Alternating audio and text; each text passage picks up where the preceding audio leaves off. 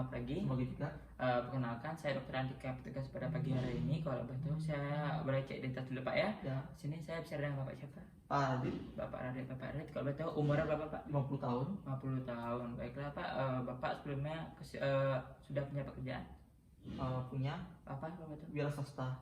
Bapak asalnya dari mana Pak? Denpasar. Dari Denpasar. Baiklah Pak, Bapak kesini kalau betul datang keluhan apa Pak? Sakit kepala dan sesak nafas. Oh, sesak nafas dan sakit kepala.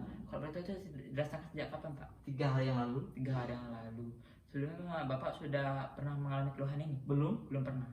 Bapak punya penyakit medis lain kalau boleh tahu? Ada. Ada kalau hipertensi sejak 10 tahun yang lalu. Oh, punya hipertensi 10 tahun yang lalu.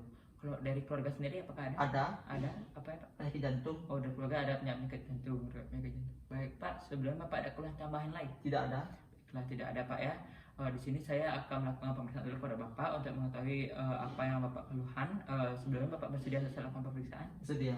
Kenapa kalau Bapak bersedia, Bapak bisa masuk ke ruang pemeriksaan dan akan saya periksa Pak ya. Bapak, di sini saya akan melakukan pemeriksaan namanya GVP atau jugularis vena pressure atau penekanan pada jaringan vulgaris Bapak Pak ya. Sebelumnya Bapak bisa berrebahan dulu, saya akan melakukan tindakan cuci tangan dulu Pak ya.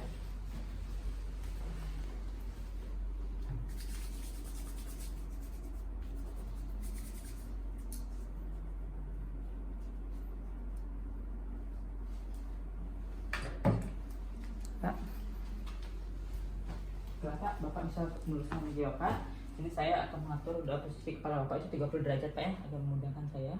Lalu pandang Bapak lurus, lalu menengok ke kiri Pak ya. Menengok ke kiri Pak, baik.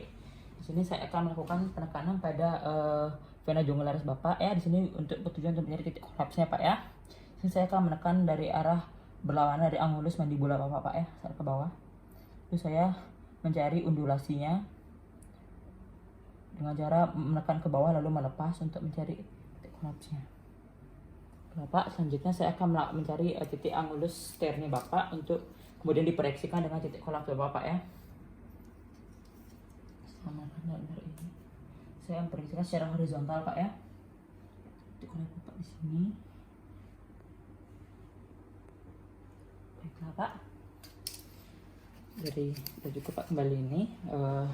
Saya juga sudah mendapatkan titik tertingginya Pak ya. Di sini dari hasil pemeriksaan tinggi dari kolam Bapak itu tidak melebihi dari 8 cm atau dari hasil itu 2 cm ditambahkan dengan 5 cm, dimana itu hasilnya adalah 7 cm H2O, dimana itu artinya tidak ada kelainan pada GVP Bapak, berarti tidak ada kelainan pada jantung kanan Bapak ya. GVP-nya normal berarti Pak ya. Selanjutnya Bapak saya kembali duduk Pak ya. Terima kasih atas kerjasama Pak ya. Baiklah, sebelumnya perkenalkan nama saya Ika Andika Petra Utama dengan NIM 1818011011. Di sini saya akan menginterpretasikan hasil dari X-ray thoraxnya.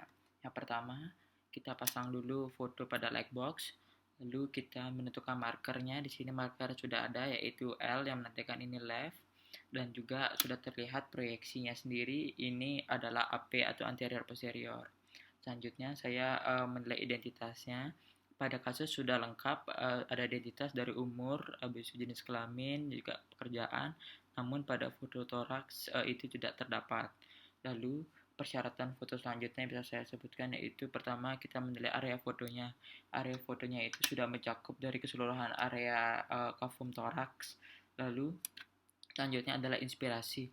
Inspirasinya itu bisa kita lihat cukup atau tidak dari jumlah kosta terlihatnya. Di sini kostanya terlihat 9 sampai dengan 10, yang berarti itu cukup. Inspirasinya yang selanjutnya yang kita nilai adalah simetrisnya. Pada simetrisnya itu kita bisa nilai kafum torakal itu berada di tengah-tengah dari sendi sternoclavicular. Yang selanjutnya adalah kondisi dari sinar X-nya yang bisa kita nilai cukup atau tidak. Di sini bisa kita lihat vertebra terlihat sampai dengan torakal 3 atau 4 yang menandakan sinar X-nya cukup. Yang selanjutnya saya menilai bentuk jantungnya normal apa tidak. Pada foto ini menurut saya tidak normal. Yang normal itu seperti bentuk buah pir. Yang selanjutnya ukuran jantungnya. Dari ukurannya menurut saya di sini jadi pembesar atau kardiomegali, yang dimana cara menghitungnya itu yang pertama kita tarik dari garis tengah, lalu menjadi ke bawah, lalu kita menentukan sudut terjauh dari Costoplenikusnya itu namanya DTX1. Nah, lalu dari titik tengah kita tarik ke kanan itu bisa kita sebut T1, dan dari titik tengah kita tarik ke kiri itu T2. Lalu T1 ditambah dengan T2 dibagi dengan DTX1 tadi, lalu dikalikan 100%, maka dapatkan hasilnya. Pada hasil ini, apabila dapatkan lebih dari 50%, maka terdapat kardiomegali, namun apabila di bawah 50%, maka dia normal. Pada kasus ini merupakan kardiomegali karena hasilnya di atas 50%. Selanjutnya yang bisa kita nilai adalah pinggang jantungnya. Di sini bisa kita lihat di sini tidak normal, pinggang jantungnya itu lurus. Yang selanjutnya kita nilai itu adalah segmen anatomis dari jantungnya, di mana yang bagian kanan ini umumnya itu ada atrium kanan dan juga aorta ascendens, dan yang di bagian kiri itu adanya knop aorta dan juga pinggangnya. Nah, pada apex cordis sendiri ini terlihat dia tertanam oleh diafragma, menandakan dia itu tertanam. Nah, selanjutnya kita nilai itu adalah aorta.